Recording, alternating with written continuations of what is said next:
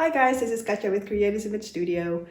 This week I am sharing an envelope card with you guys, is what I'm calling it at least. But before I show you what it looks like, I first want to wish you a very happy new year, and I hope to show you lots of new projects this coming year. So let's take a look inside. Alright, so here we go. So this is what I would call somewhat of an envelope card. And that is because it's sort of a deconstructed envelope. So you open it up like this, and then you fold it open. So when it's closed, it actually looks like an envelope, but there are 4 separate panels. And I just decorated all of them. There are some tags. I did some stamping. There's a little belly band here with a little booklet here inside. The paper that I use, by the way, is Kaisercraft's Violet Crush collection. And it's a nice double-sided paper. So here are 2 tags. There you go.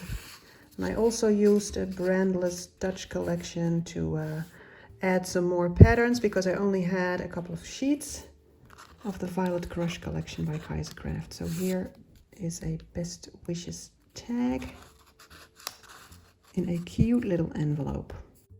This, by the way, is a die by Crealis, a small envelope die.